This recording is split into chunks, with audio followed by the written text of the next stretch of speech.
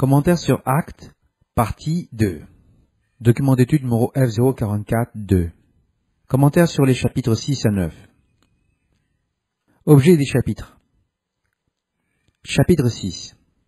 Après que l'Église ait commencé à croître, que de nombreux nouveaux membres se soient ajoutés à elle, et que de nombreux gentils, c'est-à-dire païens, aient été amenés à la foi à partir du système hellénisé, il devient évident qu'il fallait ajouter au ministère ceux qui devaient être des administrateurs, plutôt que le ministère des apôtres.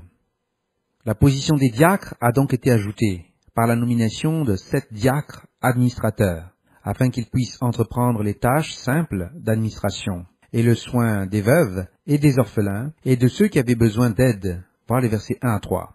Cela permettrait aux apôtres de se consacrer à la prédication de la foi, verset 4. Cela plaisait à la multitude de la foi. Ils choisirent alors Étienne, Philippe, Procore, et Nicanor, Timon, Parménas et Nicolaïus, un prosélyte d'Antioche. Ces hommes, surtout Étienne et aussi Philippe, étaient remplis de l'Esprit Saint dans la foi. Verset 5. Ils furent placés devant les apôtres et ordonnés par l'imposition des mains. Verset 6. La parole de Dieu augmentait et le nombre de frères augmentait aussi. Voir le verset 7 et suivant. Étienne commença à annoncer la parole de Dieu avec puissance par des signes et des prodiges. Il attira l'attention du temple et de la synagogue des affranchis, comme on l'appelait. Beaucoup de prêtres furent également appelés, mais aussi beaucoup de ceux qui s'opposaient à eux. Ils ne pouvaient pas supporter la puissance avec laquelle Étienne parlait. Ils ont alors élevé de faux témoins contre Étienne, l'accusant de blasphème. Voir les versets 11 et suivants. Les anciens et les scribes se saisirent de lui et le conduisirent devant le conseil, ainsi que les faux témoins qui disaient qu'il continuait à parler contre le temple et la loi. Ils prétendaient que le Messie avait dit qu'il détruirait le temple et changerait les coutumes que Moïse leur avait transmises. Verset 14. Le conseil et tous ceux qui étaient là ont vu qu'il avait le visage d'un ange lorsqu'il se tenait devant eux. Verset 15. Ainsi, l'affirmation selon laquelle le Messie devait changer la loi et le témoignage provenait de faux témoins parmi les Juifs qui essayaient de discréditer le Messie et l'Église de Dieu et de les accuser faussement.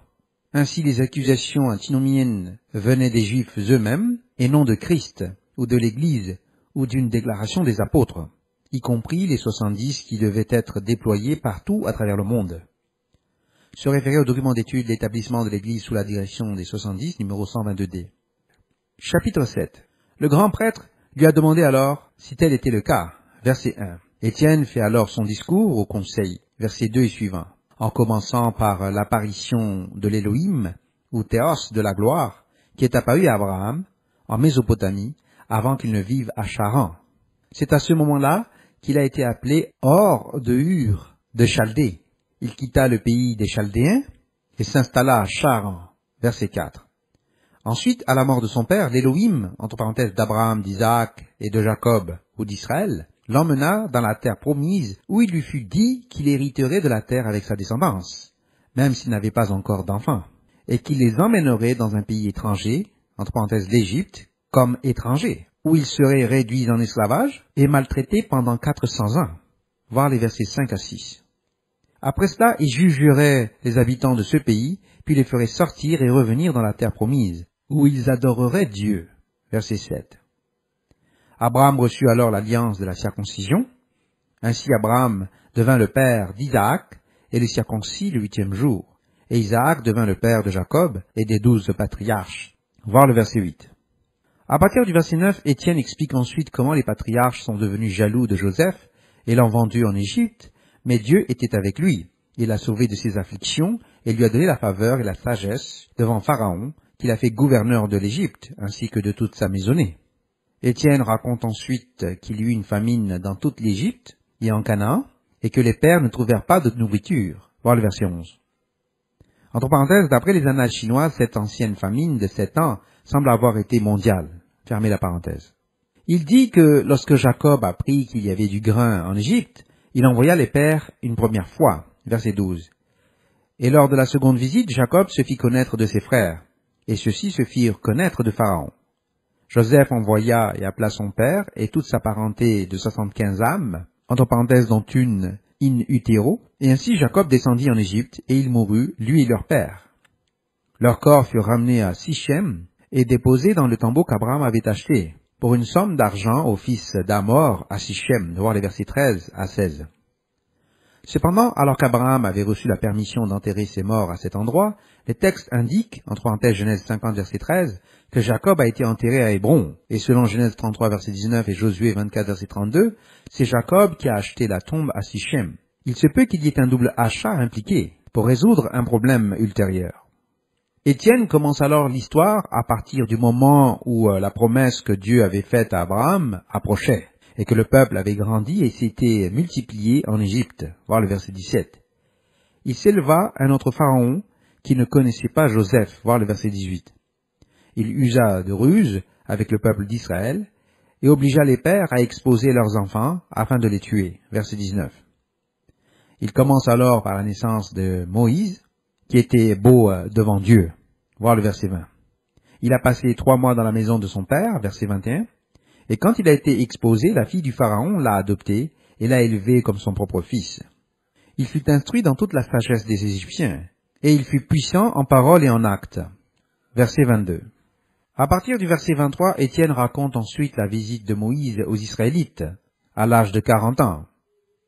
Voyant un Égyptien frapper un Israélite, il a défendu l'Israélite en frappant l'Égyptien. Voir le verset 24. Étienne dit au verset 25 que Moïse pensait qu'il comprendrait que Dieu les délivrait des Égyptiens par sa main, mais ils ne comprirent pas. Le lendemain, il leur est apparu, alors qu'ils se disputaient, et a essayé de les réconcilier en disant « Hommes, pourquoi vous faites-vous du mal les uns les autres ?» Verset 26. Mais l'homme qui faisait du tort à son prochain le repoussa en disant « Qui t'a établi chef et juge sur nous ?» Verset 27. « Veux-tu me tuer comme tu as tué hier d'Égyptiens ?» Verset 28. Étienne dit alors, à cette réplique, Moïse s'est enfui et s'exila au pays de Madian, où il devint le père de 2 fils. Verset 29. À partir du verset 30, Étienne commence alors l'une des plus importantes identifications du Nouveau Testament et peut-être de la Bible. Il dit, « Or, 40 ans après, entre parenthèses Moïse avait maintenant 80 ans, un ange lui apparut dans le désert, au mont Sinaï, dans une flamme de feu dans un buisson. » Verset 30. Lorsque Moïse le vit, il s'approcha pour regarder. Verset 31. La voix du Seigneur se fit entendre. « Je suis le Dieu de tes pères, le Dieu d'Abraham, d'Isaac et de Jacob. » Et Moïse trembla et n'osa pas regarder. Verset 32. Et le Seigneur lui dit, « Enlève tes chaussures de tes pieds, car le lieu où tu te tiens est une terre sainte. J'ai bien vu les mauvais traitements infligés à mon peuple, qui est en Égypte. J'ai entendu ses gémissements, et je suis descendu pour le délivrer. Et maintenant je vais t'envoyer en Égypte. » Versets 33 à 34. Ces identifications sont extrêmement importantes. Cet ange de la présence qui est apparu à Moïse était l'Élohim des ancêtres d'Abraham, d'Isaac et de Jacob. Il était l'ange de la rédemption de Job 33, verset 23, et l'ange qui a racheté Jacob, et qui était l'Élohim d'Israël, Genèse 48, verset 15 à 16. Cet Élohim était l'un des fils de Dieu, qu'Éloah avait accordé à la nation d'Israël. Entre parenthèses, voir Deutéronome 32, verset 8 dans la version RSV de la Bible, la Septante, et aussi les manuscrits de la mer Morte. Cet être était sans aucun doute l'Élohim du psaume 45, verset 6 à 7, qui est clairement identifié comme Jésus-Christ. Hébreux 1, verset 8 à 9. Cela explique donc exactement ce que Christ voulait dire par sa déclaration en Jean 17, verset 5, et aussi ce qui était signifié dans Genèse 48, verset 15 et suivant, Deutéronome 32, verset 8, et aussi dans 1 Corinthiens 10, verset 1 à 4, voir le document numéro F046-2. Se référer aussi au document d'étude l'ange de YHVH numéro 024, la préexistence de Jésus-Christ numéro 243, et le commentaire sur Hébreux numéro F058. Nous allons maintenant voir Étienne développer cette identité au cours des 25 versets suivants, jusqu'au chapitre 7, verset 60. À partir de ce texte, Judas est totalement condamné par le meurtre de Christ, en tant qu'ange de la présence, et Élohim d'Israël, nommé et envoyé par l'unique véritable Dieu, Jean 17, verset 3, que personne n'a jamais vu ni entendu sa voix, Jean 1, verset 18, et qui seul est immortel, 1 Timothée 6, verset 16. À partir du verset 35, Étienne continue ensuite à fustiger le conseil d'Israël, les grands prêtres et le sacerdoce. Il dit, « Ce Moïse qu'ils ont refusé en disant « Qui t'a fait chef et juge ?» Dieu l'a envoyé comme chef et libérateur par la main de l'ange, qui lui est apparu dans le buisson. Ici, Étienne identifie clairement Jésus-Christ comme l'ange de la présence, qui est apparu à Moïse, et qui a donné à Moïse les ordres directs en tant qu'Élohim subordonné d'Israël, d'aller en Égypte, et d'affronter le Pharaon, et de délivrer Israël de la captivité, et de leur faire traverser la mer Rouge jusqu'au Sinaï, et ensuite dans le désert pendant 40 ans. Verset 36. Et de délivrer la loi de Dieu à Israël au Sinaï. Par conséquent, le fait que Christ ait délivré Israël, et lui ait donné la loi par l'intermédiaire de Moïse, puis en ait assuré l'application pendant 1400 ans, et qu'elle ait été suivie par Christ et l'Église pendant tout le 1er siècle et jusqu'au 2e siècle, et qu'il ait ensuite produit un autre système supprimant la loi, était tellement insensé et illogique que les églises trinitaires ont dû adopter un canon interdisant à leurs fidèles d'identifier Christ comme l'ange de la présence au Sinaï, comme cela est clairement exposé dans le présent document. Ces églises ont donc dû inventer l'unitarisme radical comme doctrine, en affirmant que Christ n'avait pas de préexistence avant d'être formé dans le ventre de sa mère, que ces églises ont fait passer pour la figure de la déesse mère et ont appelé la fête Easter, la Pâque païenne. Se référer au document d'étude Les origines de Noël et d'Easter, la Pâque païenne, numéro 235. Ceux qui essaient de saper, c'est-à-dire saboter les églises de Dieu, ainsi que leur doctrine biblique, comme ci-dessus dans ce document, sont soit des infiltrés, provenant des systèmes trinitaires ou maçonniques et des cultes de la déesse mère, soit tout simplement, ils n'ont pas étudié la Bible correctement. Ils doivent être retirés des églises de Dieu. Ils disparaîtront en 2025. À partir du verset 37, Étienne identifie Moïse comme l'identité qui a dit aux Israélites « Dieu vous suscitera un prophète parmi vos frères, comme il m'a suscité. » Étienne dit ensuite « C'est lui, Moïse, qui était dans la congrégation au désert avec l'ange qui lui a parlé au mont Sinaï, et avec nos pères, et il a reçu de l'ange des oracles vivants pour nous les donner. » Verset 38. Nos pères refusèrent de lui obéir, et dans leur cœur, ils se tournèrent vers l'Égypte, disant à Aaron, « Fais-nous des dieux qui marchent devant nous. » Quant à ce Moïse qui nous a fait sortir du pays d'Égypte, nous ne savons pas ce qu'il est devenu. Versets 39 à 40. Étienne raconte ensuite, en ces jours-là, ils firent un veau, offrirent des sacrifices à l'idole, et se réjouirent de l'œuvre de leurs mains. Mais Dieu se retourna et les livra au culte de l'armée des cieux, comme il est écrit dans le livre des prophètes. M'avez-vous offert des animaux morts et des sacrifices pendant 40 ans dans le désert, maison d'Israël? Versets 41 à 42. Entre parenthèses, les 12 prophètes sont traités comme une unité, citant Amos 5, versets 25 à 27, pour suggérer qu'Israël a toujours été idolâtre, ce qui est correct jusqu'à ce jour. Fermez la parenthèse. Le verset 43 poursuit ce thème. Tu as pris la tente de Moloch et l'étoile du dieu Réphan, les figures que tu as faites pour te prosterner, et je t'emmènerai au-delà de Babylone. Fin de citation. Se référer aussi au document d'étude Le Veau d'Or, numéro 222. Ce texte a été écrit bien après qu'Israël ait été emmené en captivité et que Juda ait été emmené en captivité à Babylone. Les Juifs, jusqu'à ce jour, sous le nom d'Israël, portent l'étoile du dieu Réphan sur leur drapeau, et ils encouragent l'avortement et l'infanticide. Se référer au document d'étude numéro 259b, en adorant Moloch dans toutes les tribus d'Israël, dans le monde entier, et Dieu les punira encore plus lors de l'Holocauste à venir. Étienne dit alors au verset 44 que nos pères ont eu la tente du témoignage dans le désert, selon que celui qui a parlé à Moïse lui a ordonné de la faire d'après le modèle qu'il avait vu. Il continue au verset 45 en disant « Nos pères l'apportèrent à leur tour avec Josué, lorsqu'ils dépossédèrent les nations que Dieu avait chassées devant nos pères. Il en fut ainsi jusqu'au jour de David, qui trouva grâce aux yeux de Dieu et demanda la permission de trouver une habitation pour le Dieu de Jacob. » Verset 46. Il dit ensuite, mais c'est Salomon qui lui a construit une maison. Jusqu'à ce point, Étienne est en terrain commun avec le conseil. Cependant, le Très-Haut n'habite pas dans des maisons faites de main d'homme, comme dit le prophète. Il se lance alors dans une accusation directe des anciens de Juda et même de tout Israël. Il cite ensuite Ésaïe 66, versets 1 à 2, qui dit que le Très-Haut n'habite pas dans des maisons faites de main d'homme. Quelle maison lui construiront-ils? Et quel sera le lieu de son repos? N'est-ce pas sa main qui a fait toutes ces choses? Au verset 51, Étienne les accuse ensuite. Peuple à la nuque raide, incirconcis de cœur et d'oreille, vous résistez toujours à l'Esprit Saint, comme vos pères l'ont fait, ainsi faites-vous.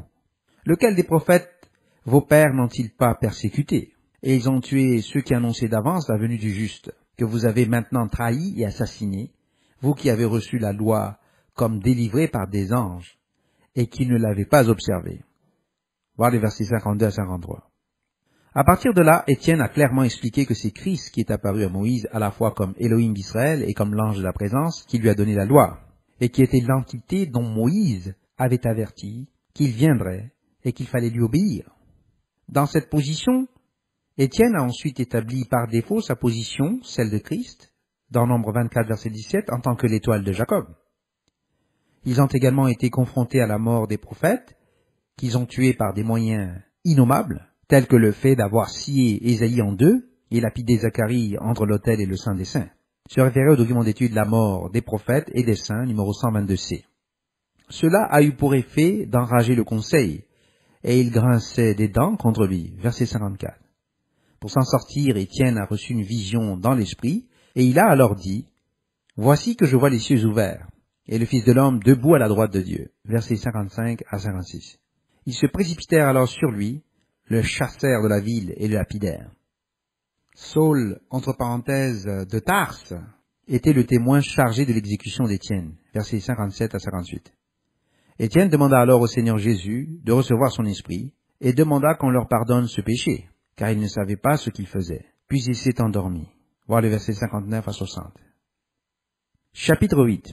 Le chapitre 8 déclare ensuite au verset 1 que Saul consentait à sa mort.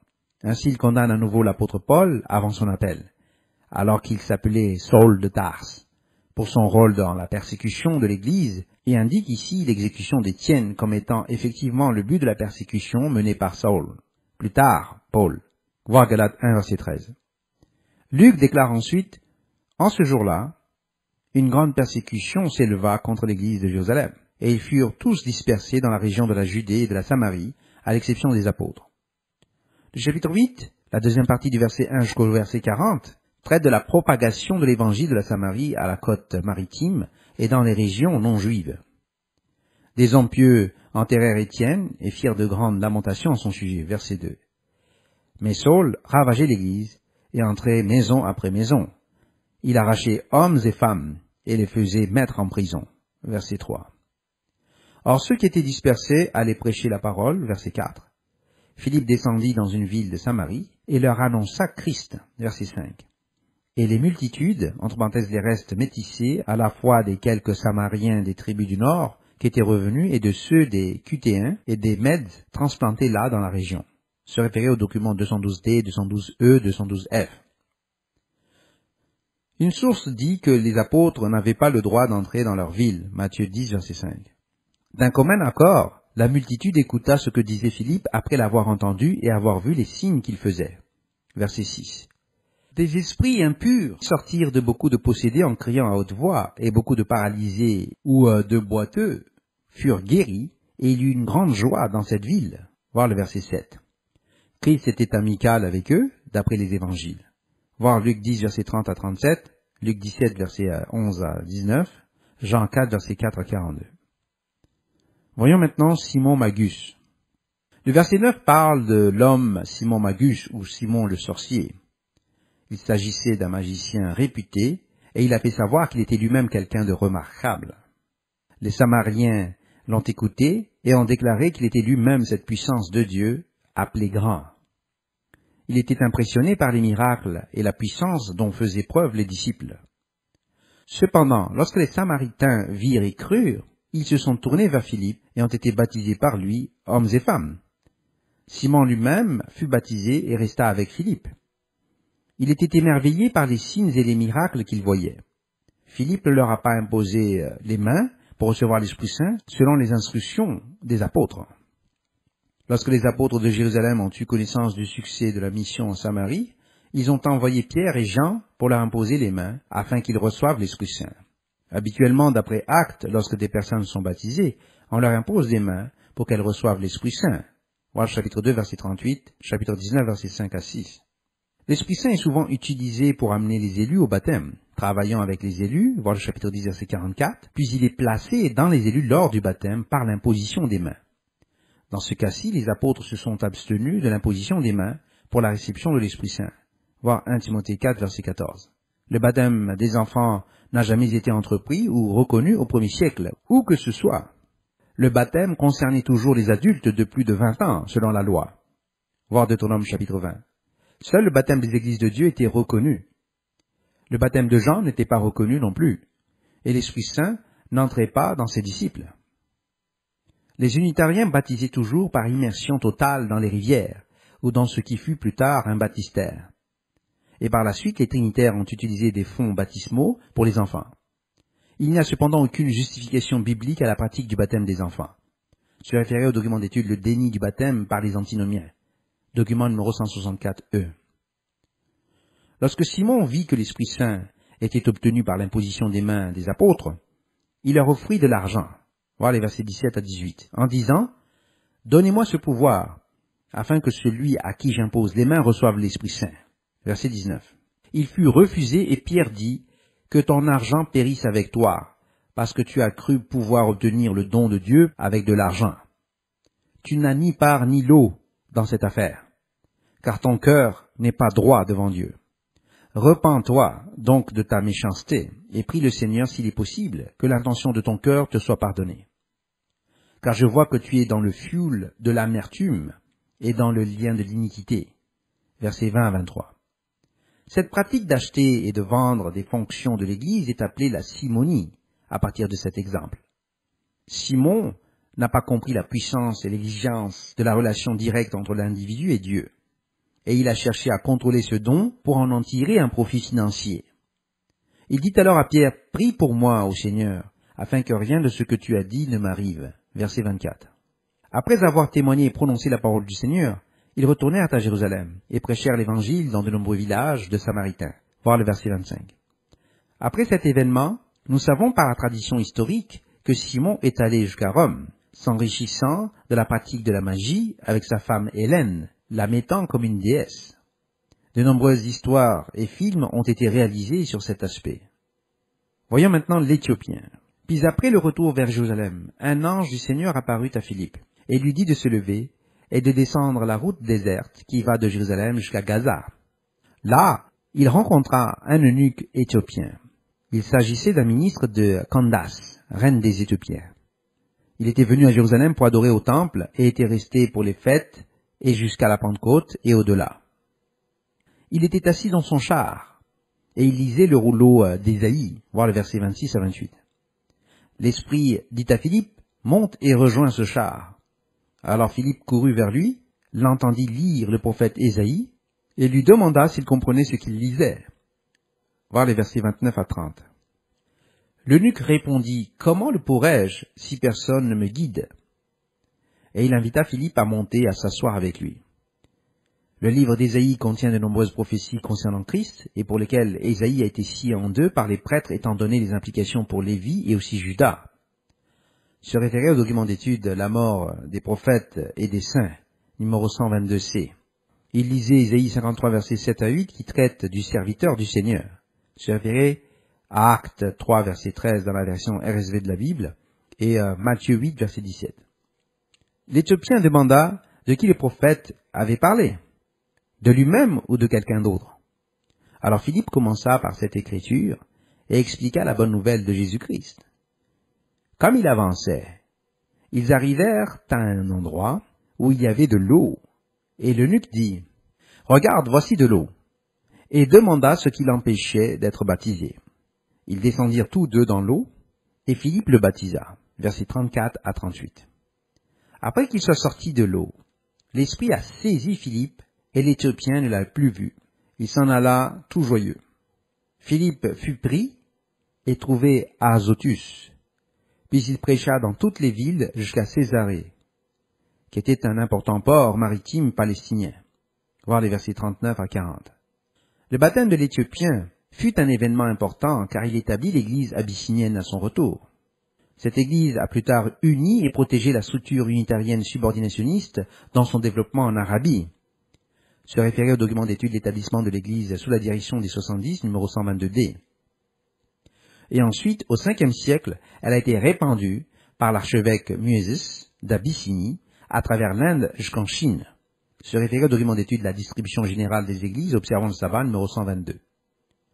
La Bible a été imprimée en arabe sur des tablettes à partir du 5e siècle, circa environ l'an 470 de notre ère, à partir des instructions venant de l'Abyssinie, et ensuite lorsque Cassim a établi l'église à Béka et Pétra à partir de l'an 608 de notre ère, où il est devenu président du conseil du Muhammad. Se référer au document d'étude Introduction aux commentaires du Coran, Q001. Et aussi Chronologie du Coran, partie 2, BK et les 4 califes correctement guidés, numéro Q001D. Se référer aussi à l'URL http://french.ccg.org/quran.html. Les pauvres de l'église de Béka Pétra ont fui sous la persécution vers Aksum en l'an 613 de notre ère, sous Jafar lors de la première Hijr, où ils ont cherché la protection de l'église sabbatarienne là. Les adorateurs de Baal de Béka Pétra ont fait appel au Négus pour qu'il les rende au souverain de Pétra, au motif qu'il n'était pas vraiment chrétien, car il n'était pas trinitaire, comme le savaient les Byzantins du 8e siècle. Le Négus convoqua une conférence pour les entendre, sous l'égide des évêques présents là, puis leur accorda l'asile et renvoya les adorateurs de Baal chez eux. Se référer à la sourate Myriam, document d'étude numéro Q019. Chapitre 9.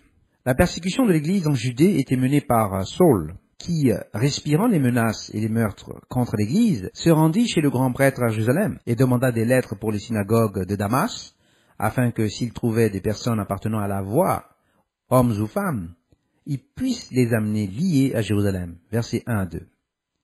Comme il était en chemin, et qu'il approchait de Damas, tout à coup une lumière venant du ciel brilla autour de lui. Il tomba à terre et entendit une voix qui lui disait « Saul, Saul, pourquoi me persécutes-tu » Versets 3 à 4. Saul répondit « Qui es-tu, Seigneur » Verset 5. La voix dit « Je suis Jésus, que tu persécutes. Mais lève-toi et entre dans la ville, et l'on te dira ce que tu dois faire. » Verset 6. Les hommes qui voyageaient avec lui sont restés sans voix, entendant la voix, mais ne voyant personne. Verset 7. Saul se leva de terre, et quand ses yeux furent ouverts, il ne voyait rien. Alors ils le prirent par la main, et le conduisirent à Damas, et pendant 3 jours il resta sans voir, sans manger ni boire. Versets 8 à 9. Entre parenthèses, des versions légèrement différentes se trouvent dans le chapitre 22, versets 4 à 16, chapitre 26, versets 9 à 18, se référer aussi au récit de Paul dans Galates 1, versets 13 à 17, dans le document F048. Christ avait donné aux disciples Ananias des instructions sur ce qui devait être fait avec Saül. Il le lui a dit dans une vision. Entre parenthèses, ce n'était pas l'Ananias tué à Jérusalem avec sa femme auparavant. Christ dit, « Ananias !» Et il répondit, « Me voici, Seigneur. » Le Seigneur dit, « Lève-toi, va dans la rue appelée droite, et demande dans la maison de Judas un homme de Tars nommé Saul. Voici qu'il est en prière, et qu'il a vu entrer un homme nommé Ananias, qui lui a imposé les mains pour qu'il recouvre la vue. » Versets 10 à 12. Mais Ananias répondit, « Seigneur, j'ai beaucoup entendu parler de cet homme, et du mal qu'il a fait au sein de Jérusalem. Et il a l'autorité des grands prêtres pour lier tous ceux qui invoquent ton nom. » Versets 13 à 14. Mais le Seigneur lui dit, « Va, car il est un de mes instruments choisis pour porter mon nom devant les païens, les rois et les fils d'Israël, car je lui montrerai combien il doit souffrir à cause de mon nom. » Versets 15 à 16. Ananias s'en alla donc et entra dans la maison.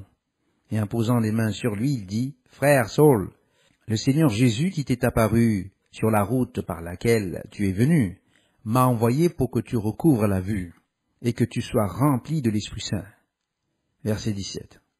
Et aussitôt, quelque chose comme des écailles tombèrent de ses yeux, et il recouvra la vue. Puis il se leva et fut baptisé. Il prit de la nourriture et fut fortifié. Verset 18 à 19. Nous voyons ici que le baptême était nécessaire, même lorsque Christ apparaissait aux individus eux-mêmes. Pendant plusieurs jours, Paul était avec les disciples à Damas, verset 19, la deuxième partie du verset. Et aussitôt, dans les synagogues, il annonça Jésus en disant qu'il est le Fils de Dieu, verset 20. Tous ceux qui l'entendaient étaient stupéfaits et disaient, « N'est-ce pas là l'homme qui a fait périr à Jérusalem ceux qui invoquaient son nom? Et il est venu ici, dans ce but, pour les amener liés devant les principaux sacrificateurs. » Verset 21. Mais Saul augmenta d'autant plus sa force et confondit les Juifs qui habitaient Damas en prouvant que Jésus était Christ. Verset 22. Le verset 23 nous apprend qu'après plusieurs jours, les Juifs ont comploté pour tuer Saul. Mais leur complot est devenu connu de lui. Ils surveillaient les portes jour et nuit pour le tuer, mais ses disciples le prirent et le descendirent par-dessus le mur dans un panier. Verset 25. Se référer à Josué, chapitre 2, versets 1 à 24. Paul a été traité avec une grande méfiance à son retour à Jérusalem. Comme il essayait de se joindre aux disciples, ils avaient tous peur de lui, parce qu'ils ne croyaient pas qu'il était des leurs. Verset 26. Mais Barnabas l'amena aux apôtres, et il leur déclara qu'en chemin, il avait vu le Seigneur, et il lui avait parlé. Et il prêcha alors hardiment au nom de Jésus. Versets 26 à 27. Il allait et venait donc à Jérusalem, prêchant hardiment au nom du Seigneur. Et il disputait avec les hellénistes, mais ils cherchaient à le tuer. Verset 29. Et lorsque les frères en eurent connaissance, ils le conduisirent au port de Césarée et l'envoyèrent à Tars. Verset 30. Ainsi, dans toute la Judée, la Galilée et la Samarie, l'Église connut la paix et fut édifiée. Et marchant dans la crainte du Seigneur et la consolation de l'Esprit Saint, elle se multiplia. Verset 31. Ensuite, nous passons au déplacement de Pierre parmi les frères. Pierre vint parmi les frères à Lydde. Entre parenthèses.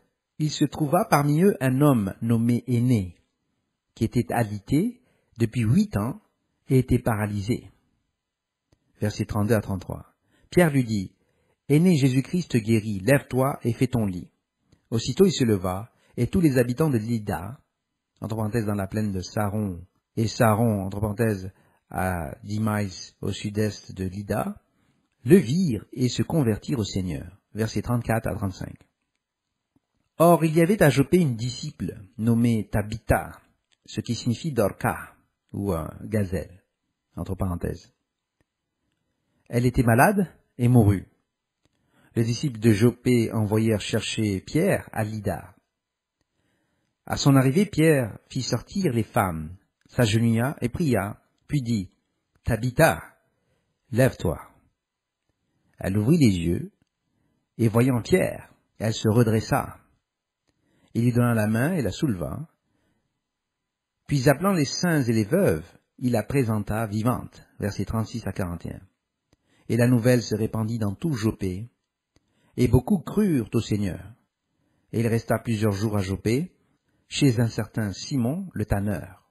Chez les Juifs, les tanneurs étaient culturellement impurs à cause de la loi, et c'était donc aussi un exemple pour les frères. Ces miracles ont été accomplis par la volonté de Dieu pour appeler les frères dans les églises de la région. Nous allons maintenant lire Actes, les chapitres 6 à 9 dans la version Louis II. Chapitre 6.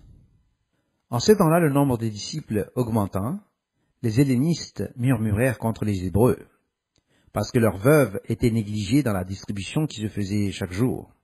Les 12 convoquèrent la multitude des disciples et dirent, « Il n'est pas convenable que nous laissions la parole de Dieu pour servir aux tables.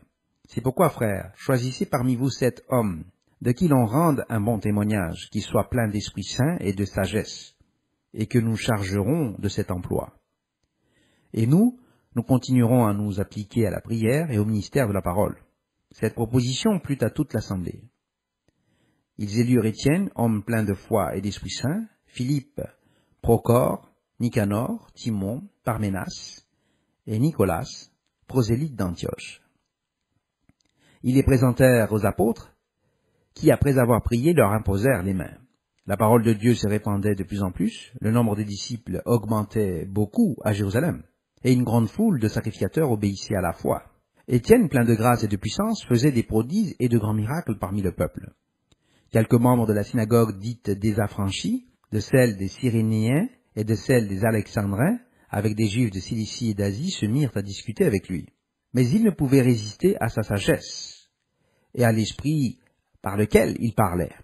Alors, ils subornèrent des hommes qui dirent, Nous l'avons entendu proférer des paroles blasphématoires contre Moïse et contre Dieu. Ils émurent le peuple, les anciens et les scribes, et se jetant sur lui, ils le saisirent et l'emmenèrent au Sanhédrin. Ils produisirent de faux témoins, qui dirent « Cet homme ne cesse de proférer des paroles contre le lieu saint et contre la loi, car nous l'avons entendu dire que Jésus, ce Nazaréen, détruira ce lieu et changera les coutumes que Moïse nous a données. » Tous ceux qui siégeaient au Sanhédrin, ayant fixé les regards sur Étienne, son visage leur parut comme celui d'un ange. Chapitre 7. Le souverain sacrificateur dit, « Les choses sont-elles ainsi ?» Étienne répondit, « Hommes, frères et pères, écoutez. Le Dieu de gloire apparut à notre père Abraham lorsqu'il était en Mésopotamie, avant qu'il s'établît à Charan. Et il lui dit, « Quitte ton pays et ta famille, et va dans le pays que je te montrerai. » Il sortit alors du pays des Chaldéens et s'établit à Charan.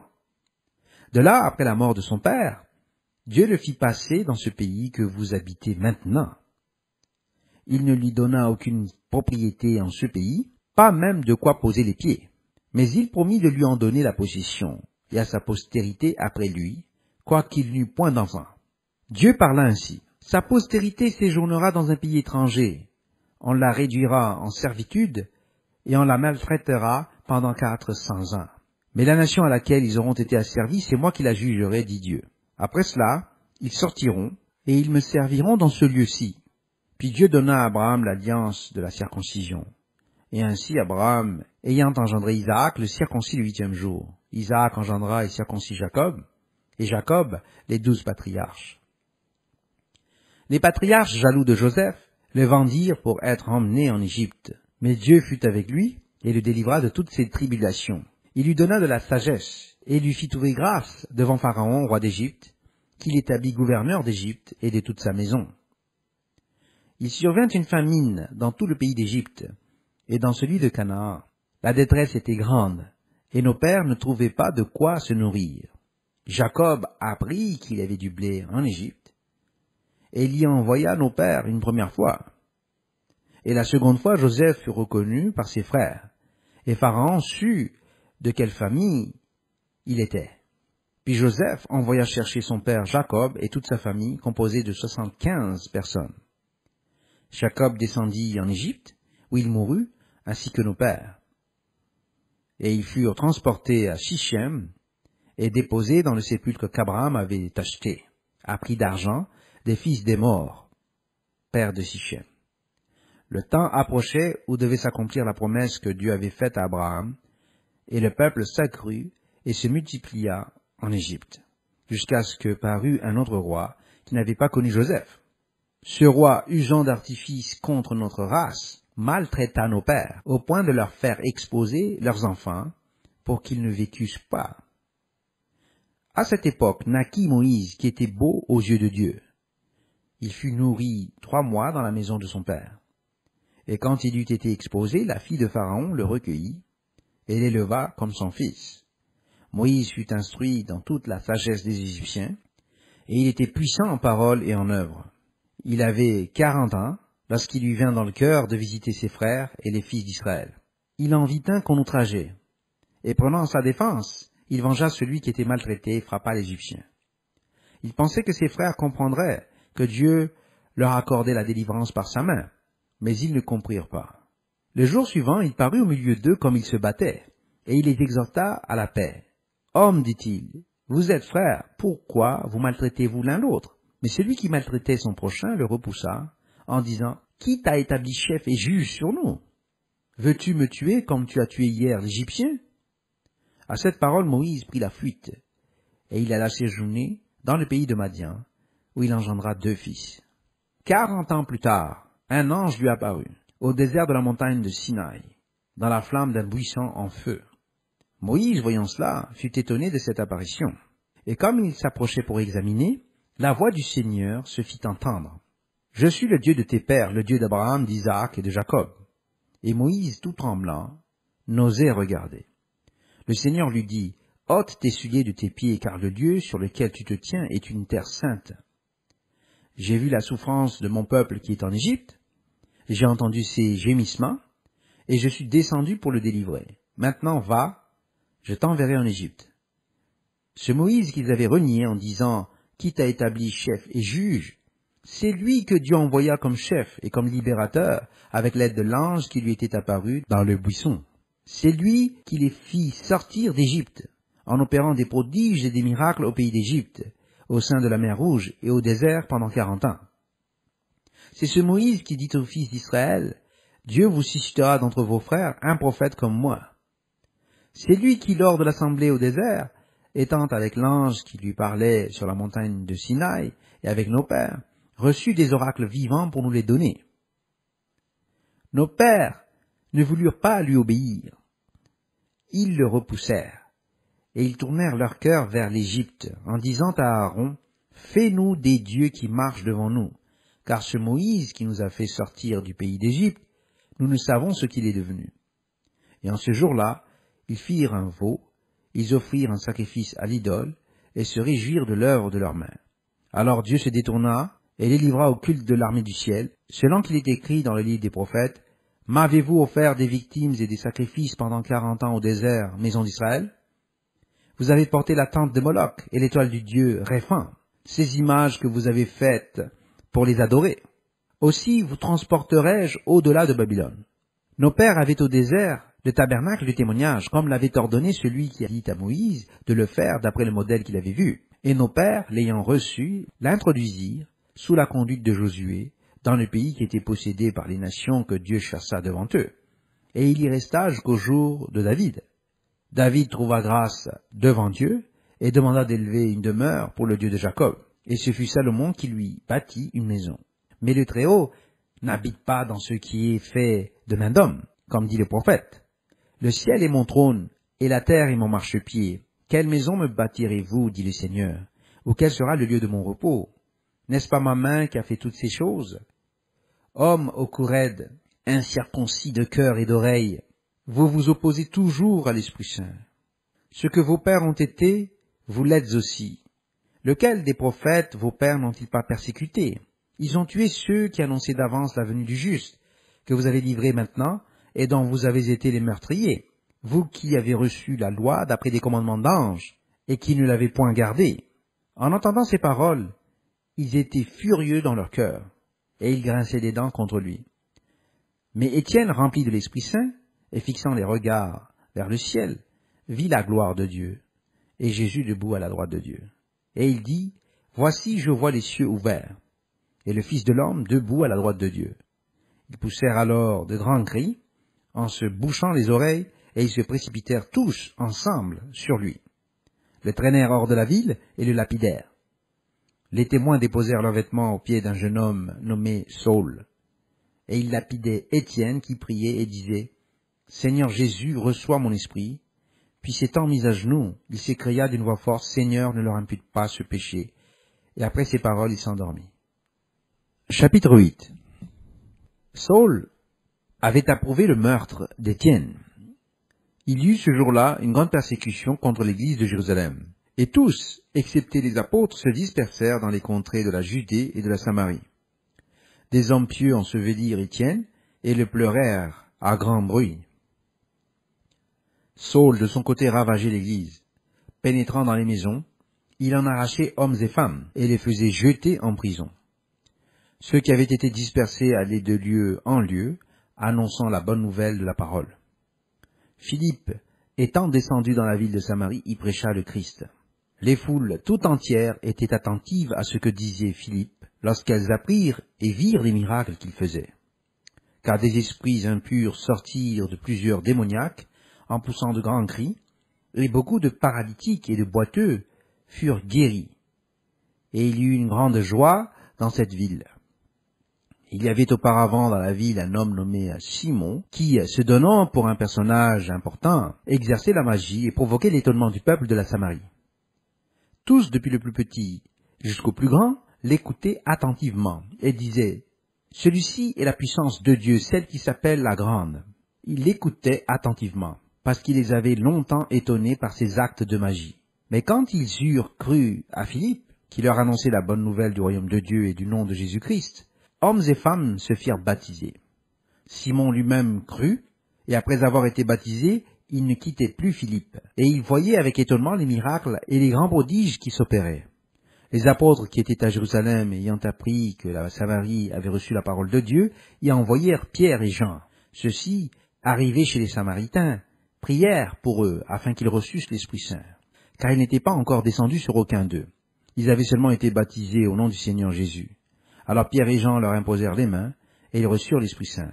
Lorsque Simon vit que l'Esprit Saint était donné par l'imposition des mains des apôtres, il leur offrit de l'argent, en disant, « Accordez-moi aussi ce pouvoir, afin que celui à qui j'imposerai les mains reçoive l'Esprit Saint. » Mais Pierre lui dit, « Que ton argent périsse avec toi, puisque tu as cru que le don de Dieu s'acquiert à prix d'argent.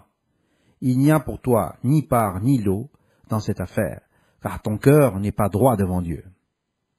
Repens-toi donc de ta méchanceté, et prie le Seigneur pour que la pensée de ton cœur te soit pardonnée s'il est possible, car je vois que tu es dans le fioul amer et dans les liens de l'iniquité. » Simon répondit, « Priez vous-même le Seigneur pour moi, afin qu'il ne m'arrive rien de ce que vous avez dit. » Après avoir rendu témoignage à la parole du Seigneur, et après l'avoir prêché, Pierre et Jean retournèrent à Jérusalem, en annonçant la bonne nouvelle dans plusieurs villages des Samaritains.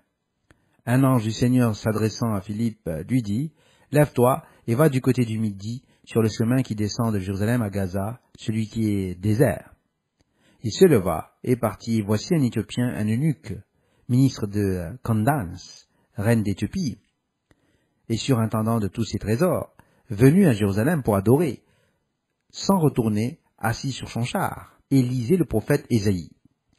L'Esprit dit à Philippe, « Avance et approche-toi de ce char. » Philippe accourut et entendit l'Éthiopien qui lisait le prophète Ésaïe. Il lui dit, « Comprends-tu ce que tu lis ?» Il répondit, « Comment le pourrais-je, si quelqu'un ne me guide ?» Et il invita Philippe à monter et à s'asseoir avec lui. Le passage de l'Écriture qu'il lisait était celui-ci. « Il a été mené comme une brebis à la boucherie, et comme un agneau muet devant celui qui le tond, il n'a point ouvert la bouche. Dans son humiliation, son jugement a été levé, et sa postérité, qui la dépeindra? Car sa vie a été retranchée de la terre. » L'eunuque dit à Philippe, « Je te prie, de qui le prophète parle-t-il ainsi? Est-ce de lui-même ou de quelque autre? » Alors Philippe, ouvrant la bouche, et commençant par ce passage, lui annonça la bonne nouvelle de Jésus. Et comme ils continuaient leur chemin, ils rencontrèrent de l'eau. Et l'eunuque dit, « Voici de l'eau, qu'est-ce qui empêche que je ne sois baptisé? » Philippe dit, « Si tu crois de tout ton cœur, cela est possible. » L'eunuque répondit, « Je crois que Jésus-Christ est le Fils de Dieu. » Il fit arrêter le char. Philippe et l'eunuque descendirent tous deux dans l'eau, et Philippe baptisa l'eunuque. Quand ils furent sortis de l'eau, l'Esprit du Seigneur enleva Philippe, et l'eunuque ne le vit plus. Tandis que joyeux il poursuivait sa route, Philippe se trouva dans Azote, d'où il alla jusqu'à Césarée, en évangélisant toutes les villes par lesquelles il passait. Chapitre 9. Cependant Saul, respirant encore la menace et le meurtre contre les disciples du Seigneur, se rendit chez le souverain sacrificateur, et lui demanda des lettres pour les synagogues de Damas, afin que s'il trouvait des partisans de la nouvelle doctrine, hommes ou femmes, il les amena liés à Jérusalem. Comme il était en chemin, et qu'il approchait de Damas, tout à coup une lumière venant du ciel resplendit autour de lui. Il tomba par terre, et il entendit une voix qui lui disait, « Saul, Saul, pourquoi me persécutes-tu » Il répondit, « Qui es-tu, Seigneur ?» Et le Seigneur dit, « Je suis Jésus que tu persécutes.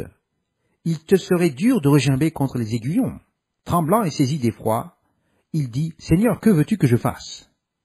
Et le Seigneur lui dit, « Lève-toi, entre dans la ville, et on te dira ce que tu dois faire. » Les hommes qui l'accompagnaient demeurèrent stupéfaits.